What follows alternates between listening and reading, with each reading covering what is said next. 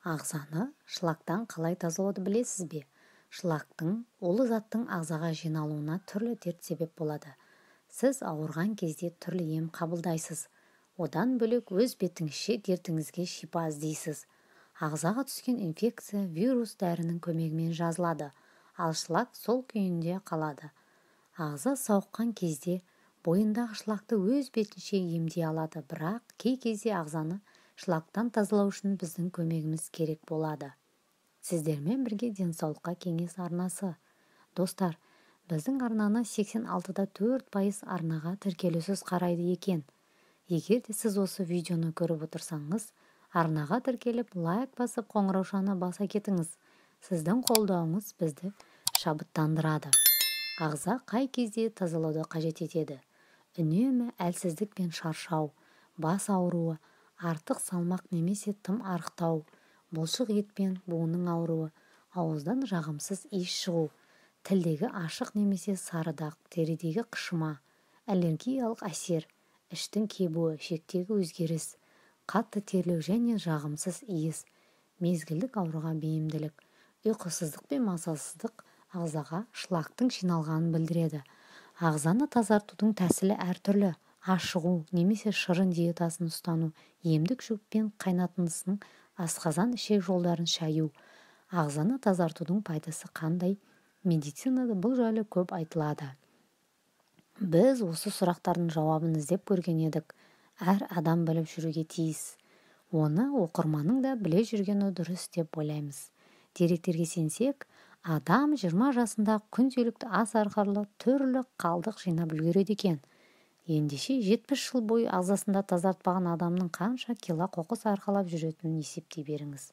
Әр жыл өткен сайын оның ағзаны іштей улайтынын ескерсек екен. Ал бұл қалдықтар қайда жиналатынын білгіңіз келе ме? Адам ағзасында шырышты сұйықтық түрінде жиналады екен. Ал тоқ ішекте қабырғаларында қоңырғай түсті қатқыл тас болып жиналады екен. Бүйректе құм болып түзеледі екен. Ал бауырда қара талақ, лимфа бездерінде де қара құмық сияқты болып жиналады екен.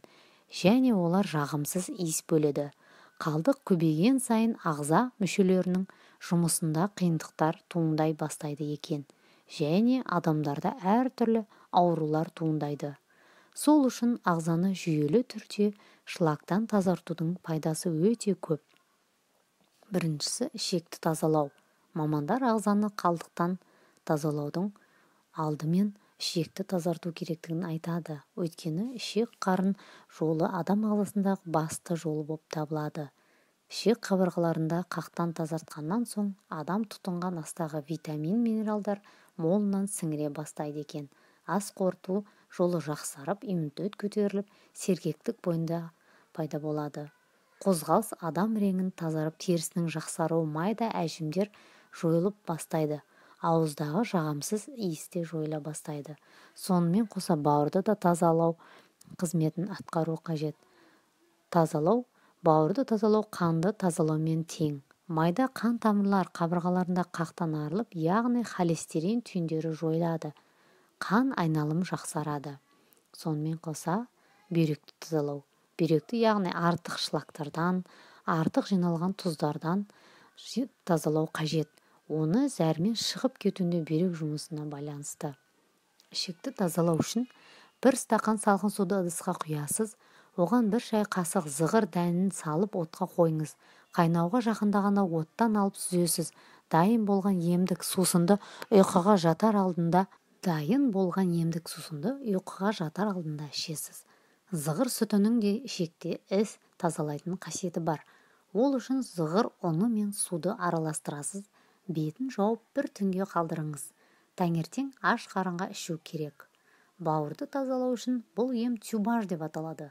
Бауырды шлактан, улы заттан тазалау үшін алатікен, расторопша қажет. Ол үшін 1 шай қасық шөпті 1 стақан суға араластырып, отқа қоясыз. 3-4 минуттай қайнаған соң оттан алып сүзіп қоясыз.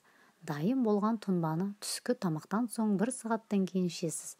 Емді 1 ас қасықтан қабылдау керек. Бүйректі тазалау үшін бұл ағзадағы шлакты шығару үшін сәлбен, яғни шалфей, лаванда, жалбыз және гүлшетен розмарин шөптерін майы қажет болады. Оның бірнеше тамшысын бір стақан таза суға араластырып ішесіз. Татымы ұнамаса, бір шай қасық бал қосуға болады. Бүйрекке арналған жиынтықта ағзаны керемет тазартады. Ол қоспаның ішіндегі қайың, яғни береза, қырықбуын, хвощ, таран, спорыш және арша болады. Бұл шөпті кездестіріп қолданасыз. Егер үнемі бір шөптің көмегін жүгінсеңіз, ағза соған ғана үйреніп қалады. Кез келген дәріханадан табылатын осы қоспаның 2 ас қасығын 600 мл қайнаған суға араластырып тұндырып қоясыз. Бөлме температурасында жылыған кезде сүзіп алып ішіңіз. Емді күніне 3 рет жүргізу керек. 3 шай қасық кептірілген лаванда үгіндісін 400 мл қайнаған суға араластырып тұндырып қоясыз. Шамамен 25-30 минуттан соң дайын болған тұнбаны сүзіп алып ішуге болады. Қанды тазалау үшін барысында жүрек пен қан тамырларының жұмысын жақсартасыз. Ал қанды шлактан тазалау үшін қалақай, яғни крапива шөбінің көмегіне жүгініңіз. Ол үшін 1 шай қасық балғын немесе кептірілген жапырақты 1 стаған қайнаған суға салып тұндырып қоясыз. Тура 45 минуттан кейін дайын болған тұнбаны сүзіп алып 2-ге бөліп ішіңіз. Емді тамақтанудан алдын қабылдау керек. Қанды толық тазалау үшін емді 30 күн бойы үзбеуге тырысыңыз. Қан тамырды тазалау үшін бірдей көлемде мыңжапырақ, тысячелистник, түймедақ, яғни ромашка, салаубас, бессмертник пен қайың бүршігін араластырып, шыны ыдысқа салып қойыңыз. Шөп қосындысының 2 ас қасығын 500 мл қайнаған суға салып бетін жауып қоясыз.